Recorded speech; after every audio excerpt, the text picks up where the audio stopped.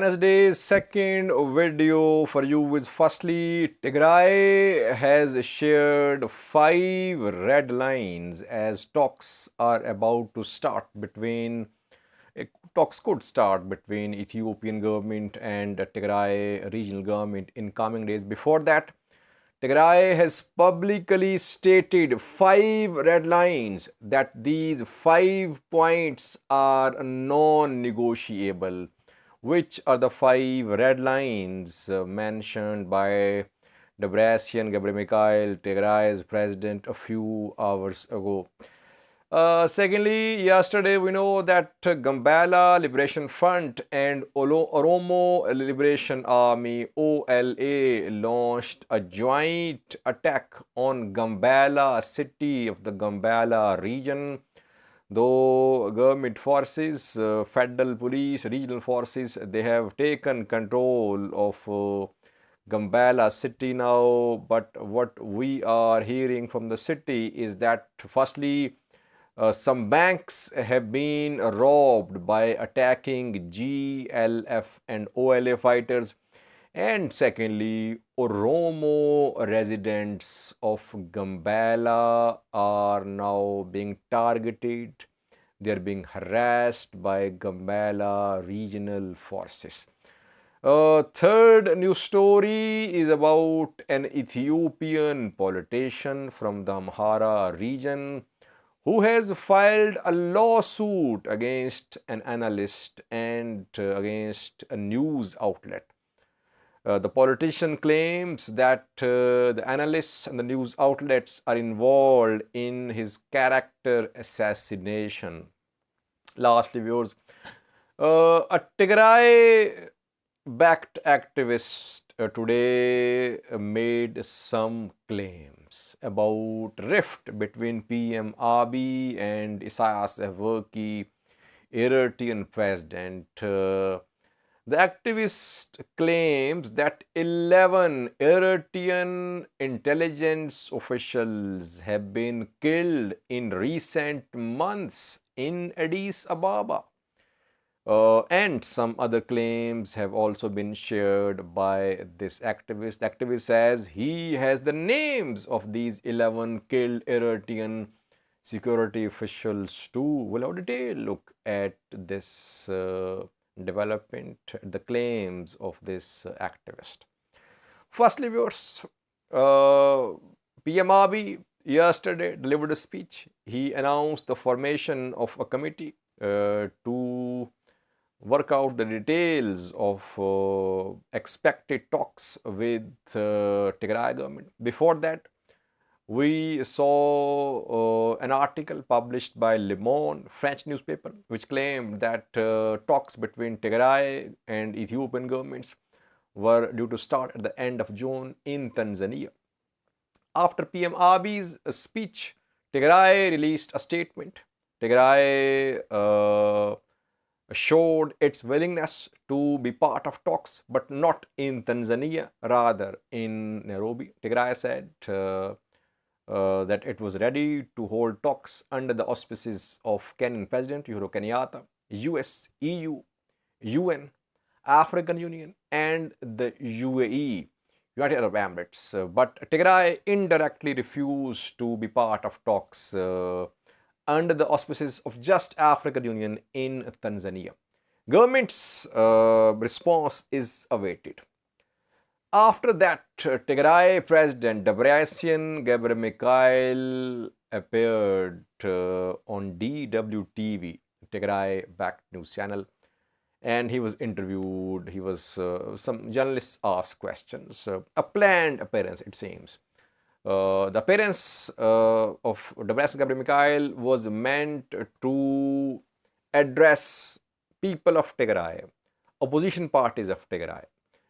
He said that there would be no talks on 5 points. There are 5 red lines which are non-negotiable.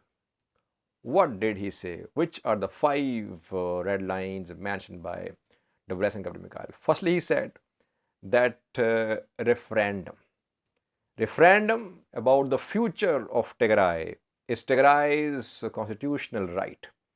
So Tigray will never abandon its right to hold a referendum. No talks about referendum. That it is in accordance with Article 39 of Ethiopian constitution that regions can exercise the right of self-determination. So Tigray will not talk about referendum. Will not talk about referendum. It will not negotiate. It's understood that Tigray has this right. Secondly, he said, sovereignty of Tigray state is not up for talks.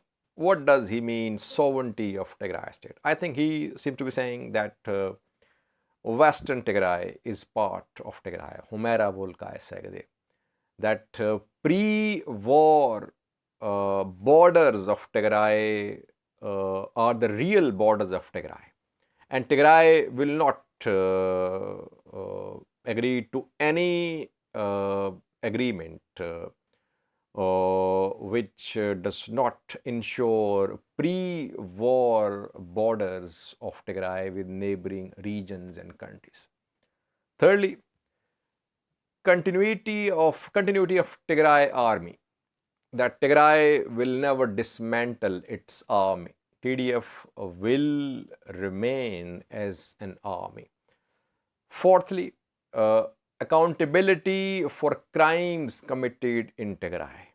That those who are involved in human rights abuses in Tigray, they must be held accountable.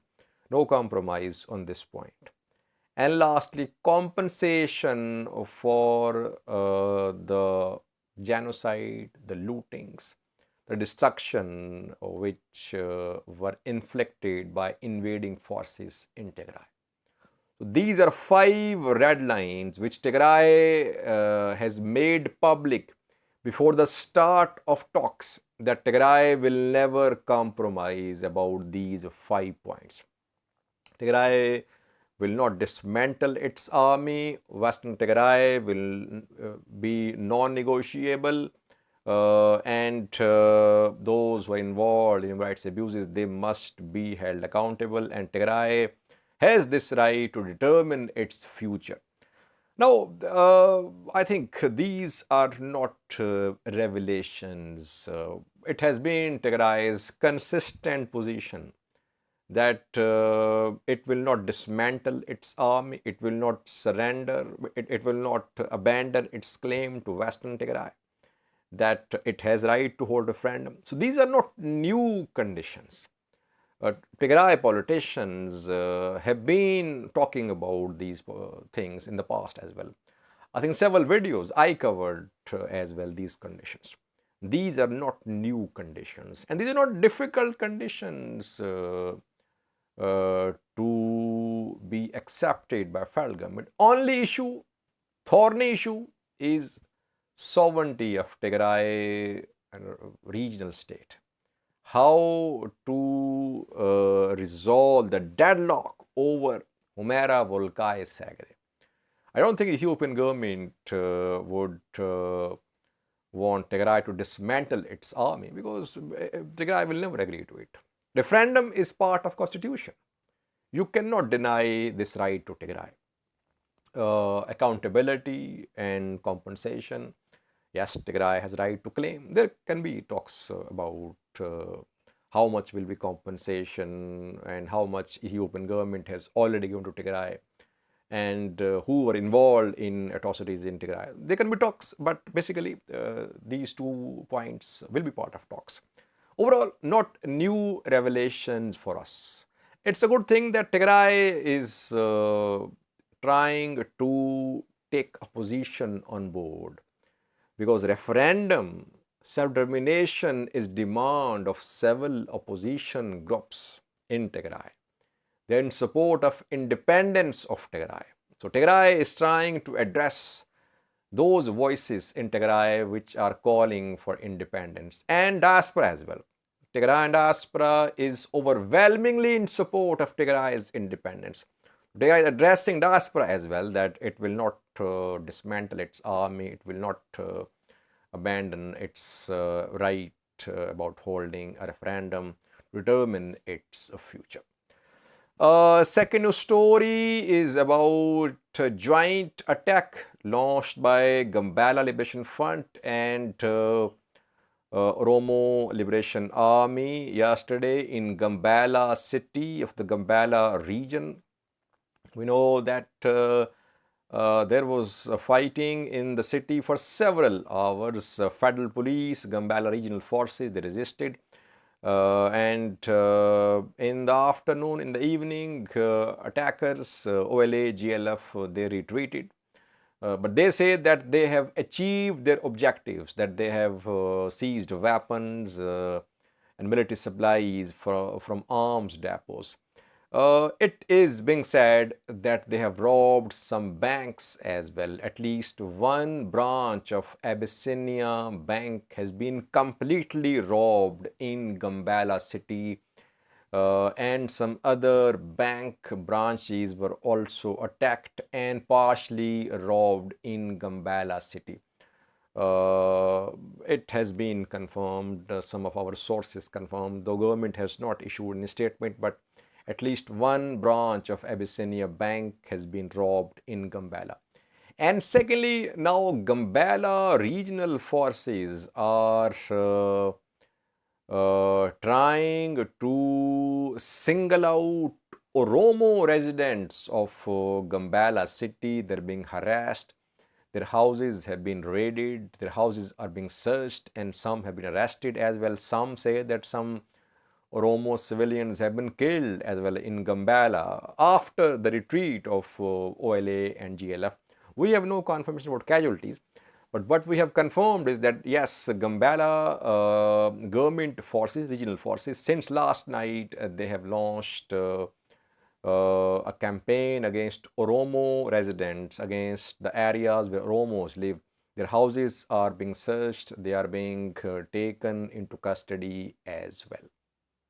Thirdly, viewers, an Amhara region politician has filed a lawsuit against an analyst and a news outlet. The politician has been sidelined by Ethiopian federal government and Prosperity Party. His name is Yohannes Buyalew. He could not be elected as the member of executive committee of Prosperity Party in party elections held around 2 months ago. His personal security was also withdrawn, and PM Abiy spoke against him as well, that he was an activist at night and a politician in the day, and a social media activist. Now, Yohannes Buyalew has filed a lawsuit. He has sued an analyst. Name of the analyst is Seyoum Teshome. Seyoum Teshome, who is known for making very outlandish claims. He's seen as close to Ethiopian PM Abiy. He toes Ethiopian federal government's line in his analysis, in his talks. And Yohannes Buyalew has sued Seyoum Teshome and Yenita Media, which is a news outlet, and Seyoum Teshome appears on Yenita Media. Yohannes Buyalew says that Seyoum and Yenita Media are involved in defamation and intimidation. He has confirmed that lawsuit has been filed. Let's see, will Ethiopian court make any historic decision about this lawsuit? That remains to be seen. Lastly, viewers, very important news story. A Tigray activist claims that rift between PM Abiy and Isaias Afwerki, Eritrean president, is growing, it's widening. And he says that 11 Eritrean intelligence officials have been killed in the past few months in Addis Ababa. These Eritrean intelligence officials were involved in operations, in activities against central government, federal government of Ethiopia.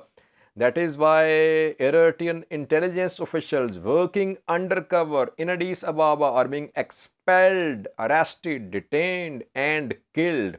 He says that he has names of 11 Eritrean intelligence officials as well. In coming days, he'll make their names public. The activist claims that a general of Ethiopian National Defense Force, whose name is Getachew Gudina, who was working as head of Military Security Directorate, compiled a report. He submitted this report to Ethiopian PM Abiy. The report was about Eritrean intelligence agencies' activities to destabilize the government, federal government in Ethiopia, but no action was taken.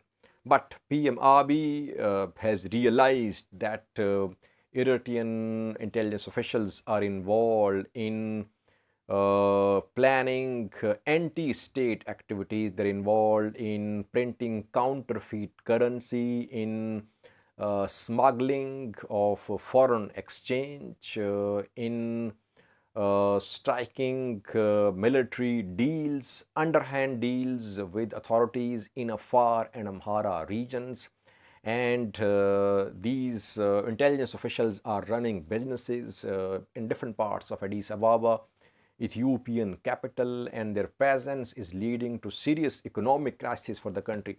That is why PM Abiy is distancing himself from Isaias Afwerki, because PM Abiy's government is in need of money. He needs grants, loans, and that is why he wants to start talks with TPLF, because US and other players want start of talks for resumption of aid and grants and loans to Ethiopian government. But Isaias Afwerki, Eritrean president, wants complete elimination of TPLF. That is why the two leaders are now parting their ways gradually.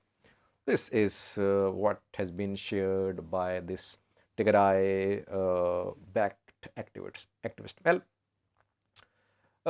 the two leaders, Isaias and Abiy, yes, they have different views about how to end Tigray conflict. Eritrean activists, we know, Eritrean government, unofficially, they say that TPLF is still a threat to the region, to Eritrea. It should be decimated. On the other hand, Ethiopian government is not in a position to continue this war due to economic pressure. So here the two agree. But can we say that this rift is so deep that both have parted their ways? I don't think so. There are differences, there are problems, but the two have not parted their ways completely. Still, they are in alliance against Tigray, against Tigray People Liberation Front, because they know that there could be resumption of hostilities. There could be resumption of some military adventure from Tigray Defense Force. So I don't think that they have gone too far. Yes, there are problems. There are problems about how to resolve, how to end Tigray conflict. Thank you for watching.